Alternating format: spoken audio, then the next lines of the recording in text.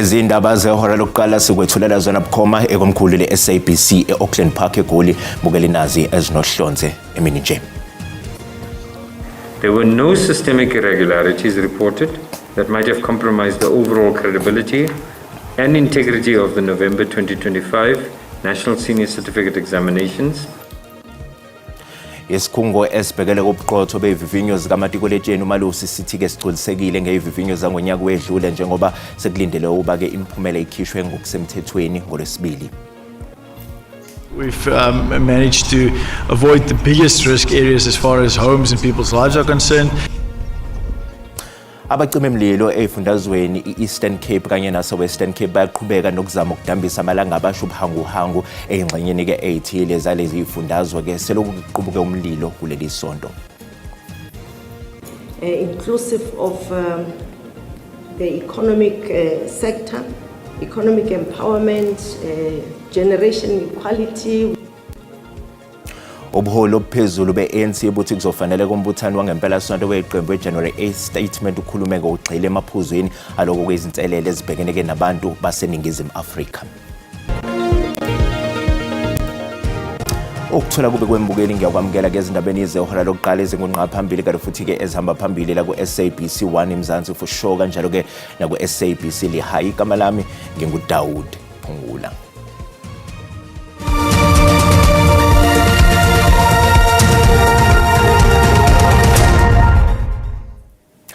Umqondisi wenhlangano i-Working on Fire uTrevor Abrahams uthi izakhamuzi endaweni ezikhahlanyezwe umlilo e-Eastern Cape kanye nase-Western Cape kuzodingeka ukuthi-ke zisuswe kanti kufanele zizilungiselele. Abezimo eziphuthumayo basiqaphile isimo njengoba komlilo uqhubeka nokusha ubuhanguhangu e-Western Cape kanye nase-Eastern Cape. Esifundazweni Eastern Cape eJeffreys Bay kanye nezindawo ezakhele kumasipala iGuga izakhamuzi kuphoqeleke ukuthi zisuswe kule ndawo. uAbrahams uthi eWestern Cape kusenzima-ke ukulawula umlilo njengoba amazinga okushisa ephezulu kakhulu nomoya kuyikho ukuthikameza ukulawulwa kwawo. We are facing fairly hot conditions, windy conditions, so we're really in a code red environment in terms of fire spread. And, you know, it's important that we stress it's a condition where there's absolutely no open fires should be permitted. Izolo-ke kususwe abantu abangamashumi-40 kodwa sebebuyele emakhaya abo njengoba umlilo ususha ubuhanguhangu kwenye indawo. We've managed to avoid the biggest risk areas as far as homes and people's lives are concerned. The fire is threatening 1 or 2 more houses, but our teams are on the ground fighting that. The biggest frustration there is obviously the electricity that's off, which also affects communication as far as cell phone towers is concerned. It affects our water services. Inhlangano engenzi inzuzo ihlinzeka ngosizo kulabo abakhahlamezekile njengoba umlilo ucekele phansi izindlu izolo ebusuku. The biggest challenge they have is that the length of the fire. It's about 20 kilometers long, and certain areas are totally inaccessible. The other challenge they have is that there is not enough firefighters.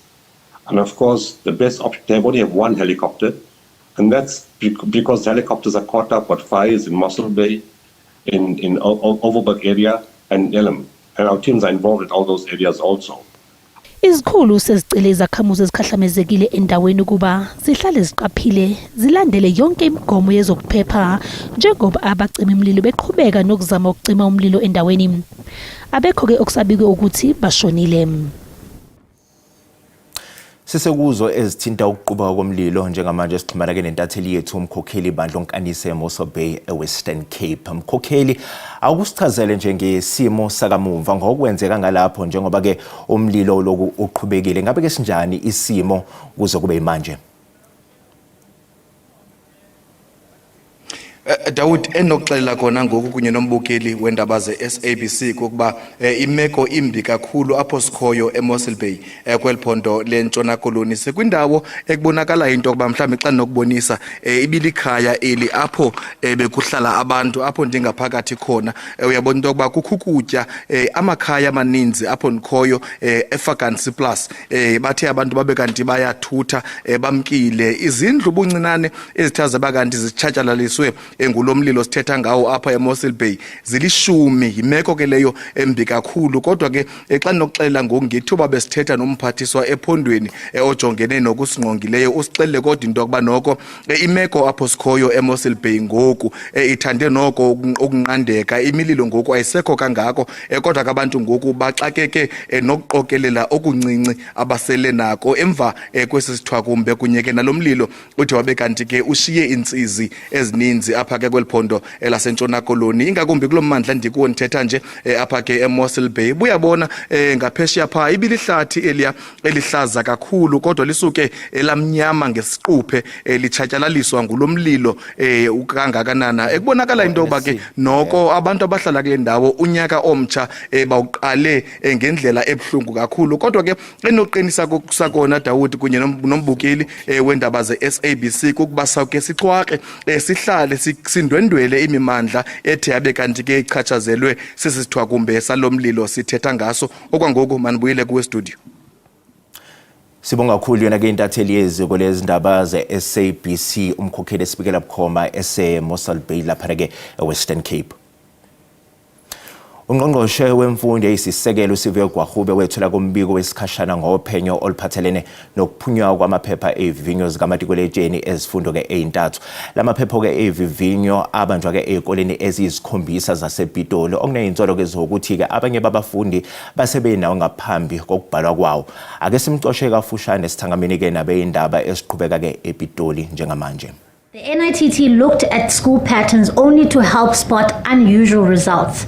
If wrongdoing is confirmed, it will be linked to individuals and not blamed on whole schools unless there's clear evidence of that. The NITT's message to us is clear. Because the number of implicated candidates is so small, the NSC remains credible. This allows us to release the results for the overwhelming majority while the official process runs for those who are implicated. As our usual system-wide checks did not show signs that the exams were affected more widely, supporting the conclusion that the matter was contained and not widespread.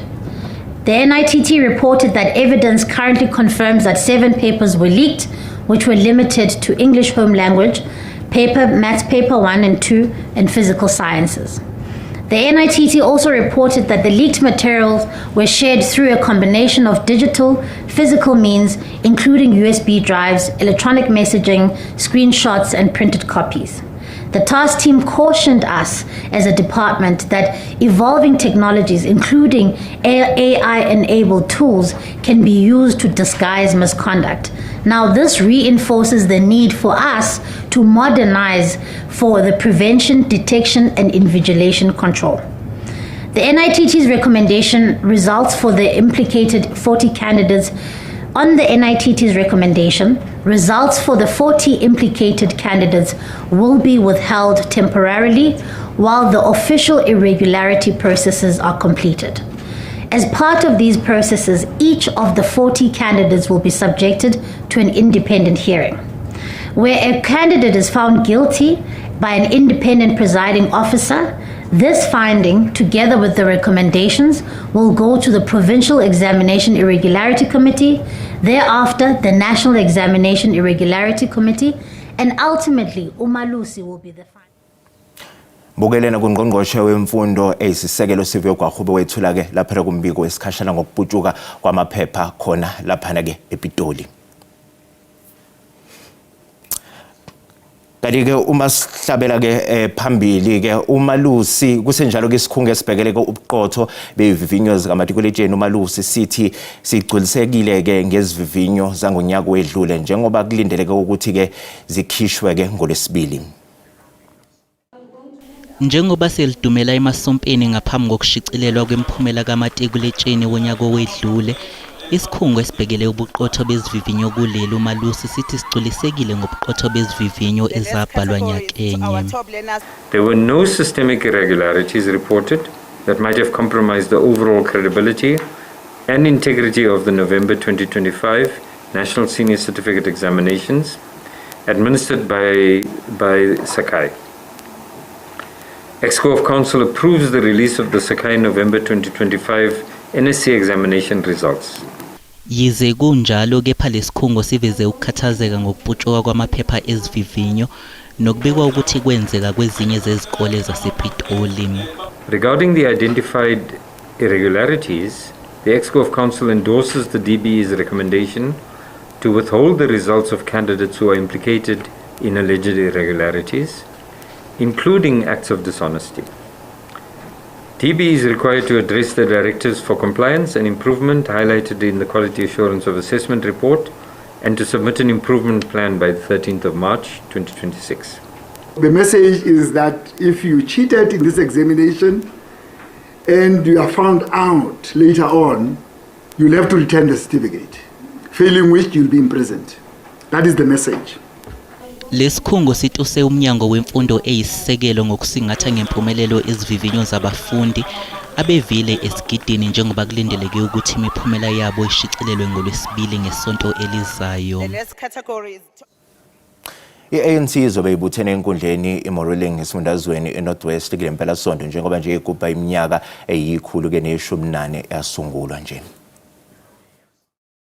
I would like to really encourage this province and all other provinces, actually at the district level. That's what I was doing. I was advising the presidency on the district development model. That local government alone will not be able to unlock the economic endowments that they are in our country. Provincial government alone will not be able to do that. Neither will national government alone will be able to unlock these endowments. Kufika lo mbuthano wakulonyaka we-ANC January 8th statement nje belingenzanga kahle leli qembu okhethweni longonyaka wedlule nokuyinto eyagcina iholele ekutheni kusungula uhulumeni wobumbano waziwa kakhulu nge-GNU. Umgcini mafa wa-ANC uthe balula inkinga okufanele kubhekwane nazo kuleli ubese ibeke eqhulwini yodlame olubhekiswe kwabesifazane wabalula nokuthi akusiyona inkinga ekhungethela kuleli kuphela kepha ikhungetha umhlaba wonke. Inclusive of the economic sector, economic empowerment, generation equality, we were all mobilized around that. The issue of data and technology, peace, security, and as well as leadership and representation. And you never forgot that the issue of violence against women and children in particular is not uniquely South African. Uqhubeke wathi kufanele qikelele ukuthi umsebenzi omuhle osuwenziwe yiqembu ugcinwa usesesimweni esihle ukuze abantu bengawukhohlwa nakancane. There's also plan for maintenance. So that the good work that we have done continuously is appreciated. I-ANC izobe ibuthene enkundleni yezemidlalo eMoruleng khona esifundazweni Northwest kule mpelasonto njengoba izobe igubha iminyaka eyi-14 selokhu yasungulwa. Usihlalo we-SACP kuzwelonke uDkt Blade Nzimande uvikeleke isinqumo seqembu sokungenela ukhetho lohulumeni kube indawo ngokuzimela. uNzimande uthi-ke lesinqumo asichazike ukufadabala komfelandawonye wamaqembu awunxantathu. You will understand that the issue of the alliance is something that we still regard as very, very, very important. In fact, as far as we are concerned, at this point in time, it's a non-negotiable, because of the challenges that are actually facing the country, that we do need to work together and unite as an alliance. Of course, last year the SACP took, not last year now, that would be the year before, took a decision to contest elections, something that was raised at our Congress, albeit inconclusively, but the Special National Congress then took a decision that the SACP must contest local government elections on its own. Of course, the SACP has a right to take that decision. We are an independent organization. But there's always been an emphasis. If and when we do that, we would still not like to see the alliance coming up.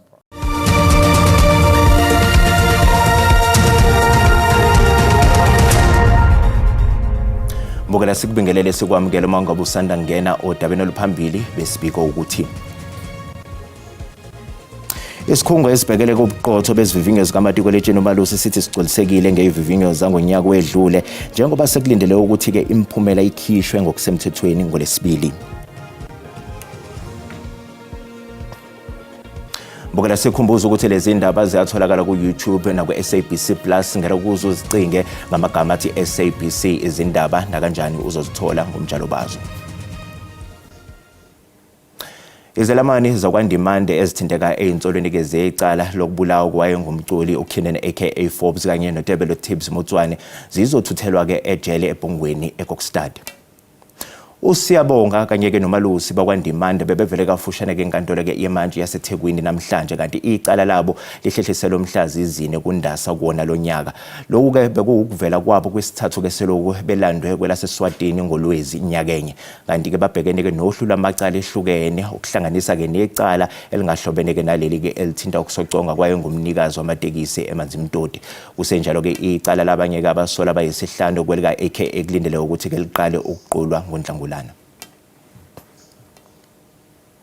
Ubuholi beNational Freedom Party sebuveze uqhekeko nomdethiswano wezikhundla njengembangela ke enkulu yezinkinga ezibhekeneke neqembu.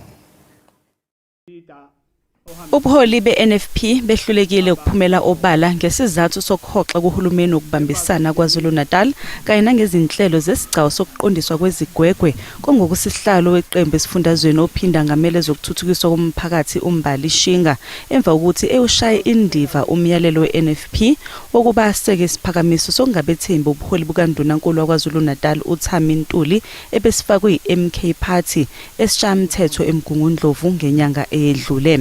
The real reasons usazoyichaza eseyispecifier usihlalo because there are two factors, the political factor and the administrative factor for us leaving GPU, but we want to confirm we have left. uBanzi ukhwele wadilika kulabo abangayihloniphi imiyalelo yeqembu nalabo abasolwa ngokusebenzisana namanye amaqembu ukudicilela phansi iqembu iNFP.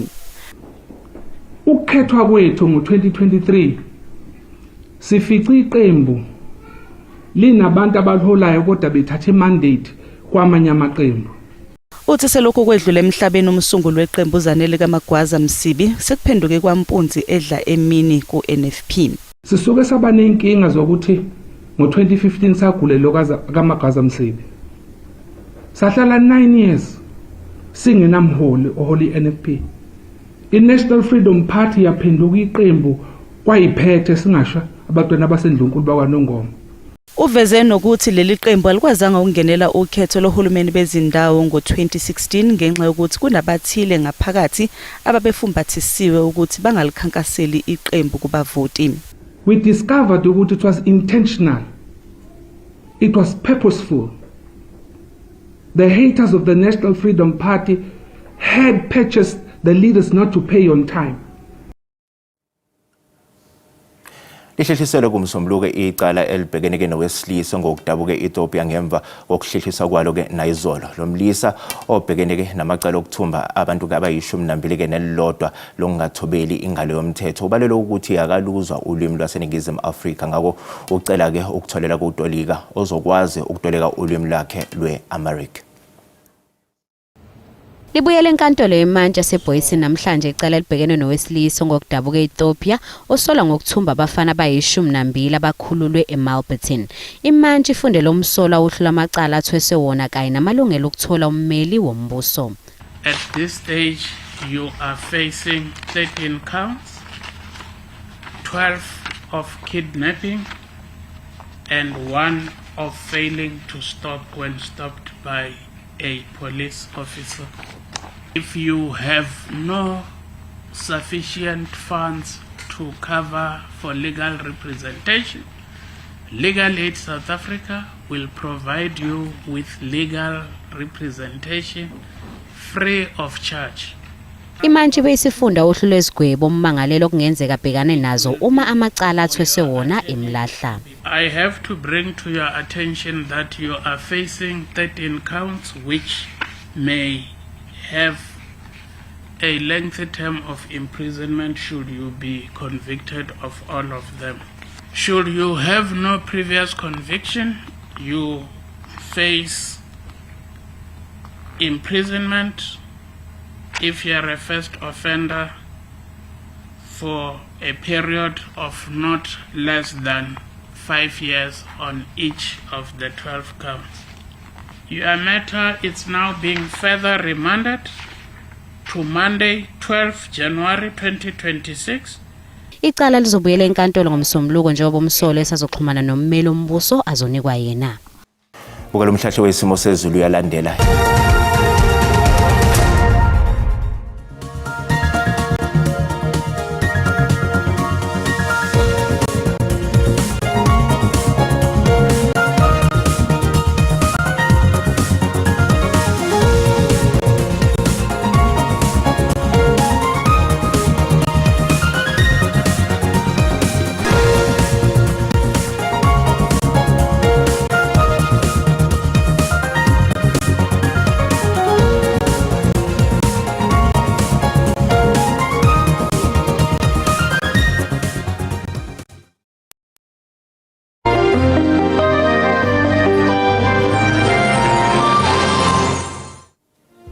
Mbukeli usale kahle.